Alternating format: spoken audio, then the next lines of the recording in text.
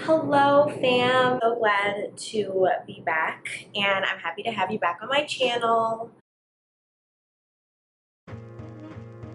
So I don't have a job. I wanted to just be candid with you about how I've dealt with that lately. In our age, a job in our career identifies who we are. Not so much about like what you're into. If you're a good person, it's like, what do you do for a living? Some of you guys who don't have a job right now and need one probably agree with me.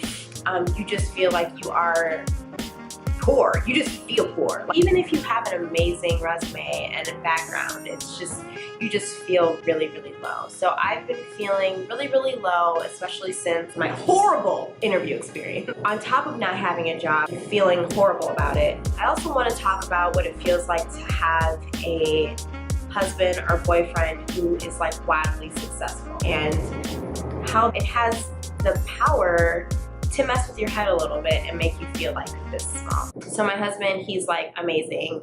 Last couple episodes ago, I was wearing a University of Chicago shirt. That was my husband's shirt, it was not mine. Right now I'm wearing a Kellogg shirt. That's my husband's shirt, not mine. So kind of the perks of being married to a man who's successful is you get to wear all his cool shirts. So thanks, Corey, appreciate it. It's just, you know, you say that you want a man who's successful, you say that you want, you know, to be with someone who is just at your level of just being educated and responsible and just boss.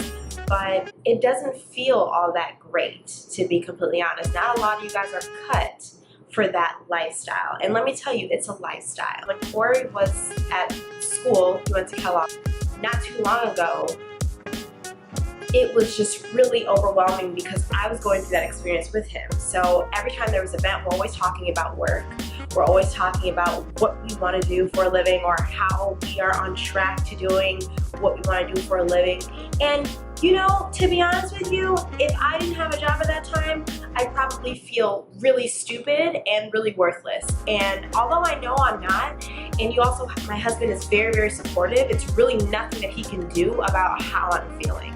Because you're constantly in that atmosphere where people are like robustly talking about all of these amazing accolades that they've gotten. And Kellogg is one of the top 5 business schools in the country. So, you know, being in that environment sometimes can mess with your head. And even after being in that environment, it can mess with your head too. So I just want to let you guys in on that although it looks good to be with a man who's super successful, you may not be cut out for that. So if you're single, let God work on you so that you can be ready to date a man or be with a man who has all these amazing accomplishments in their life that you may not have right now. So just a little bit of a tip. So I just love my husband so much because during this time, he has really been a huge support system for me. I've tapped into him emotionally, but also as a mentor.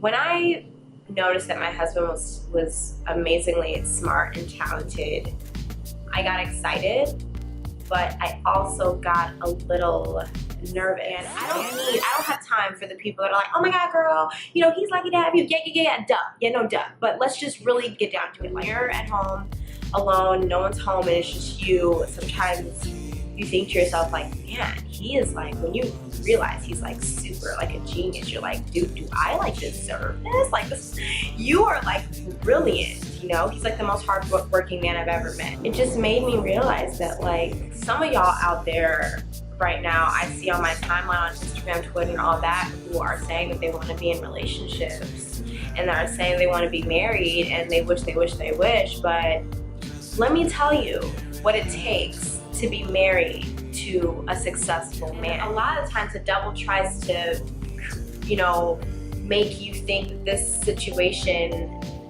just proves that you're not smart enough, you're not good enough, you're not, you know, you won't get that job. The people around you, even your husband, you know, he's so smart, you know, you don't deserve him. Like, look at you. And then not only that, but then the people that don't know you feel the same way. Even the people that are your friends or you're even like, you know, really close people will start to question it, and it's up to you if you want to question yourself. And a lot of times we fall into that hole as a wife. And again, I'm just letting you know what it takes to be a wife of a man who's successful, because I mean, scrolling through my timeline, I mean, Jesus. You guys think it's easy. It is not. It is beautiful. It is everything that you want, but it's everything that you don't want too, okay? And I mean, and I'm not trying to boast, or I'm not trying to seem like my life is better than yours or I have it better. But I'm saying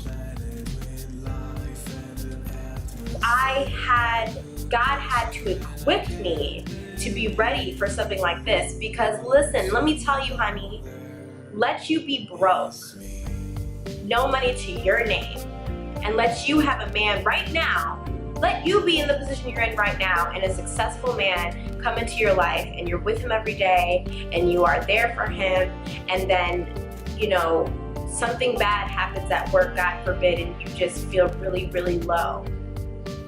And then you have to go support him at a gala. And then you have to support him at his graduation. And then you have to support him at, you know, during, you know, taking his license test.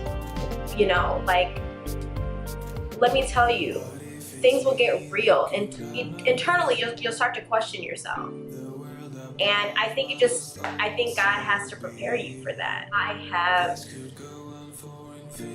reaped an amazing harvest because of it. Because we let our walls down, and I learned to be with a successful man and what that's like. He actually taught me how to win, how to